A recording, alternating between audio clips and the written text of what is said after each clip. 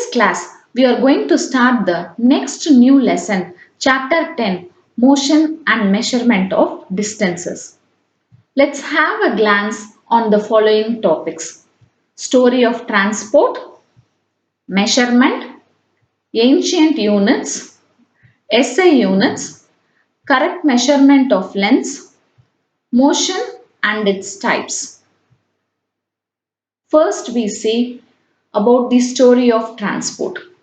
Ever since ancient times, humans have devised different means of transport to move from one place to another place. In ancient time, man used to move only on foot and carry goods either on his back or on the back of some animals, while water transport was done on hollow wooden logs or simple wooden logs. They designed boats that resemble the shapes of animals living in water to travel across water bodies. Invention of wheels made a great change in modes of transport. Animals were used to pull vehicles that is moved on wheels. Until the beginning of 19th century, people still dependent on animal power to transport from one place to another. Invention of steam engine introduced a new source of power. It was followed by automobiles and motorized vehicles. In the 19th century, aeroplanes were discovered and evolved to carry passengers and goods. Some of the 20th century inventions are electric train, supersonic aeroplanes, spacecrafts, etc. And the list is keep on going. How to measure? In many occasions, we need to measure length and distances. For instance, piece of cloth to stitch a dress. To get flowers, farmer should know the length and width of a land for cultivation, height of a person, distance between two cities, and distance between earth and the moon. All these cases have one thing in common. They all concern about distance. What is it? Distance means space between two points that may be closer or far away. But how to measure such distances? By means of measurement. What does it mean?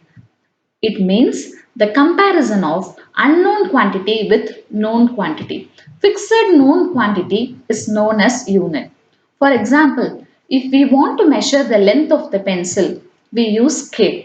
Length of the pencil is said to be unknown quantity and scale is said to be known quantity. How to express measurement? It is usually expressed in two parts. One is number part and another is unit part. Let's consider the same example. The length of the pencil is 12 centimeter. In this, 12 represents number part and centimeter represents unit part. Do you know how our ancestors measure? They used their body parts for measurement. Some of the units are cubit, distance between the elbow and the tip of a middle finger, yard, length between, distance between the nose to the outstretched arm. Next one is hand span, distance between the thumb and a little finger, foot, the length of a average one's foot, pace, the length of one step, fathom, distance between two outstretched arms. But these units are not uniform and varies from one person to another person. In order to bring uniformity, scientists all over the world formulated the system known as SI units. In 1790, French created a set of standard units called metric system. The system now we are using is International System of Units.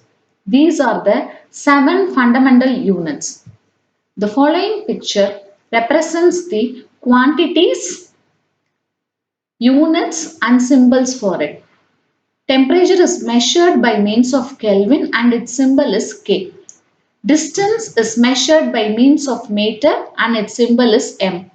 Electric current by ampere, its symbol A. Time by second, symbol S. Amount of substance by mole, MOL. Mass by means of kilogram, kg. Intensity of light by candela, CD, its symbol. Every unit has multiples and submultiples.